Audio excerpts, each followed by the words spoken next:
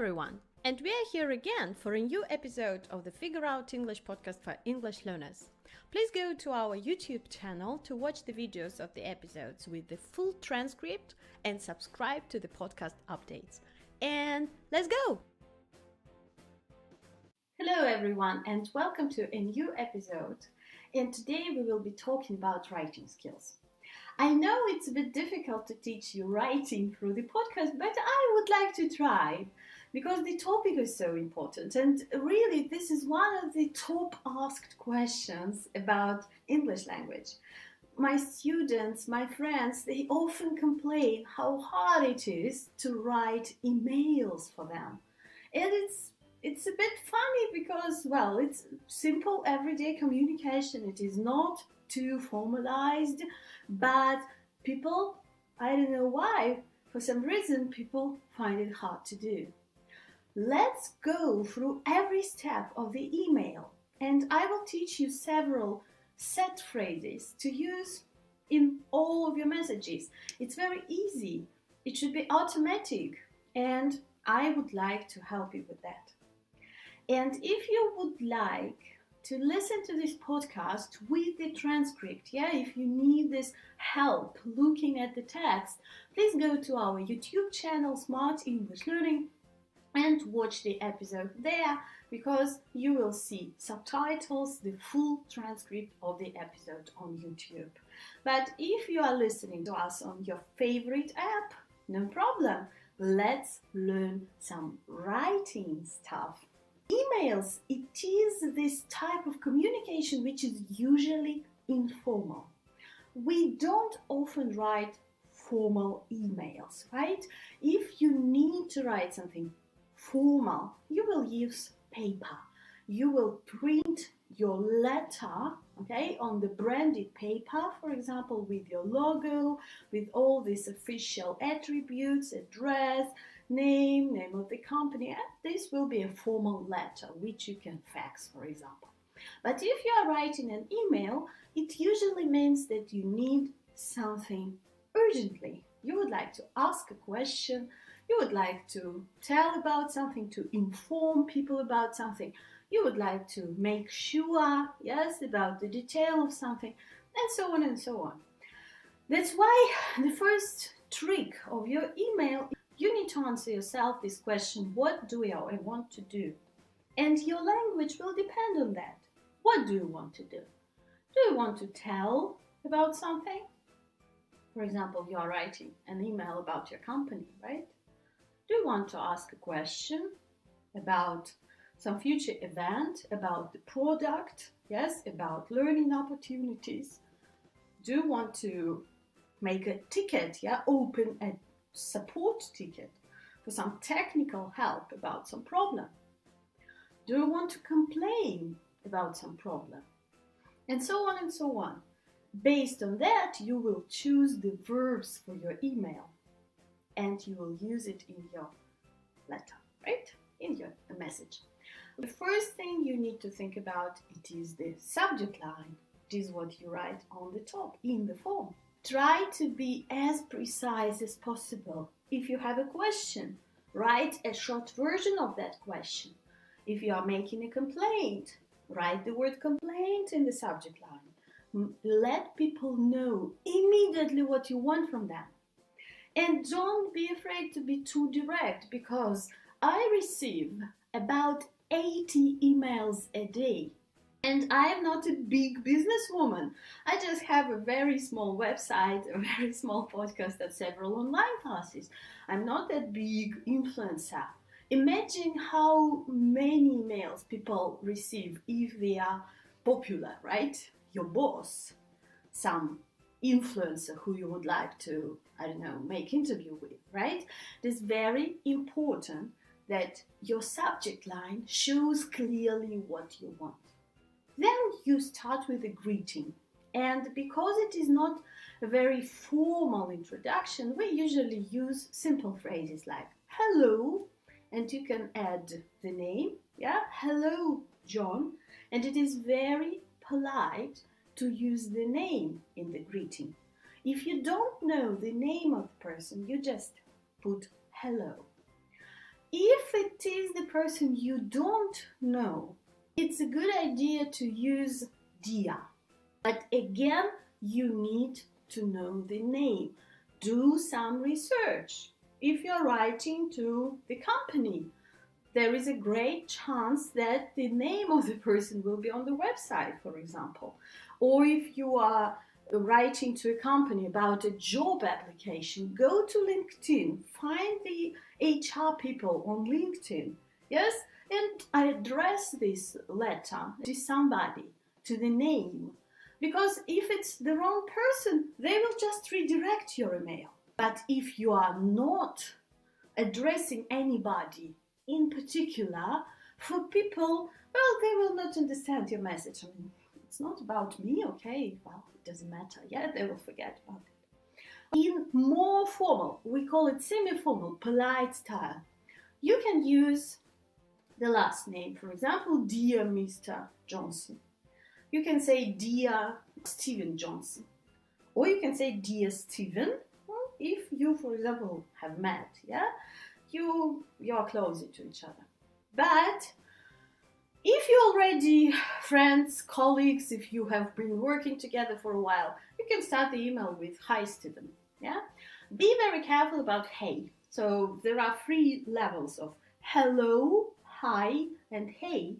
And hey, I know many companies use it in their marketing emails because they are showing this business model, which is very friendly communication. First name basis, it's called, yeah? But in this case, well, be very careful. Is it really your business model? Are you really ready to write people, hey there, for example, which is highly informal? But, for example, if it's your friend, no problem. Hey, John. This is the greeting, the second part of your email, right? Subject line, greeting, the next point, the polite formula. For example, if the person knows you, if he is expecting your email, we can say, you will just use a polite phrase. Thank you for your last email. It was very nice to talk at that conference. Something just to make the day. If the person doesn't know who you are, and if the person doesn't know you are writing to them, it's very important to give a reference. For example, I am your LinkedIn contact, and we are connected on Twitter. Or for example, we met last year at the Langfest conference, for example. Give a reference, let the person remember who you are, and of course give your name, yeah? You can start with, this is Daria from Smart English Learning. We are connected on Twitter. And this will help the person to go through. They will understand who I am. They have the subject line telling them what I want, and there is a higher chance that my email will be read through. And the next thing that you do, you tell the person what you want from them. And I really want you to remember that. Yes, we are all polite and positive, but you can't waste the person's time with long introductions. It's very important just to go straight to the point. This is one of the secrets of success. And I know that many people, they are like writing something, and only at the end of the message will they find, I don't know, the question which you wanted to ask. That is not good. That is not functional. This is not businesslike. And this is not good English, really, because you need to be straightforward. You need always to be straight to the point. In this case, you are using that phrase which we talked about at the beginning. You will say, I am writing to, and then you add this verb. I'm writing to ask. I'm writing to ask for help, for example. I'm writing to inform you about our product, about our new product, if it's some kind of announcement. You can make it more informal. You can say, this is to let you know. This is very informal. This is to let you know that I will be in Montreal next week. Maybe we will catch up. Yeah? This is just 2 lines. It is very clear purpose, and the person will understand what I want from them. So you use the phrases, I am writing to, or to plus the verb. Yeah, I'm writing to do something. I'm writing about our event next week. Yeah. This is to, again, the verb. This is to let you know. This is to make sure. This is to ask about something. Da, da, da. This is the most important sentence of your email. This is where the magic happens. The person either does what you want from them or not. And after that, you can give some details. For example, I'm writing to inform you about our new conference in 3 months' time, for example, yes, in October. The conference will be held in Montreal, and so on and so on. You give the details later, not before the main purpose of your email.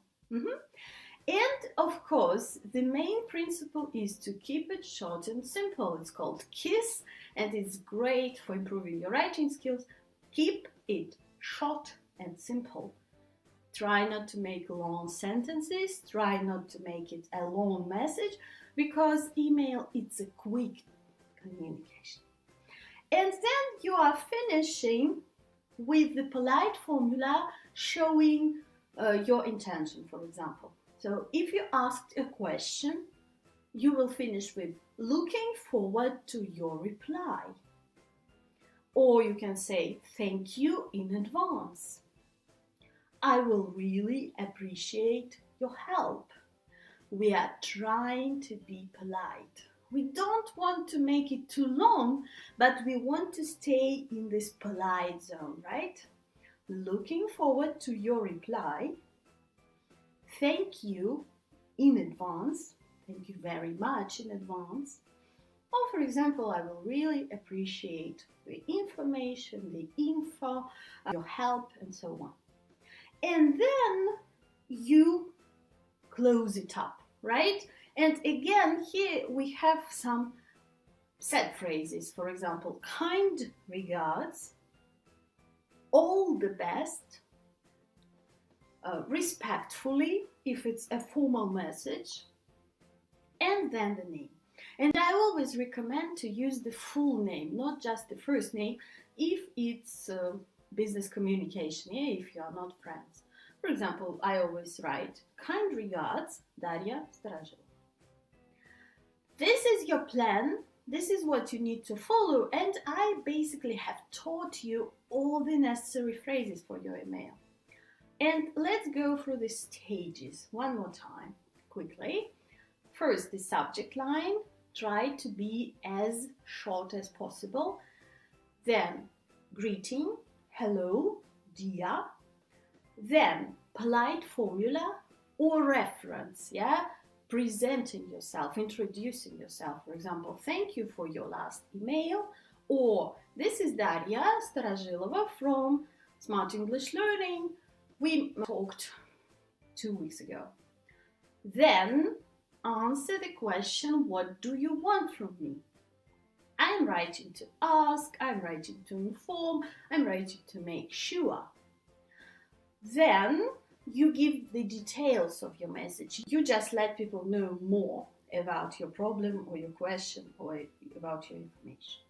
Then you finish with the polite formula, again giving people the info what they need to do. For example, looking forward to your reply, okay? Or thank you in advance, thank you for your help, something to be positive and again to remind the person what you want. And then we have set expressions to finish the email.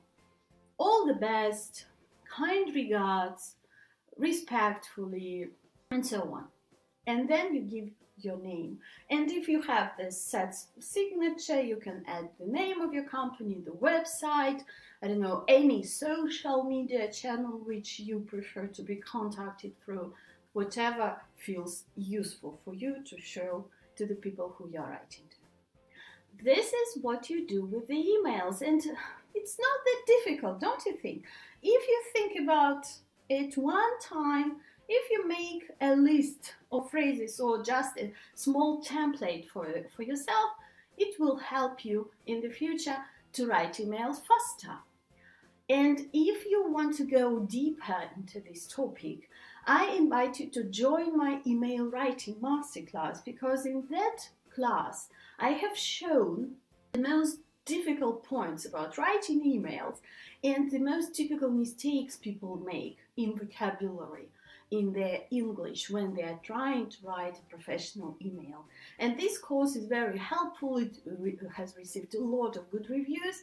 You can join it on Skillshare, you can get it on Udemy or on our own website. I hope you enjoyed the class, and if you have any questions about email marketing masterclass, about writing skills in English, please send me a message on my website www.storda.com. Thank you. Thanks for listening. You can find all the episodes on figureoutenglish.com. Happy learning!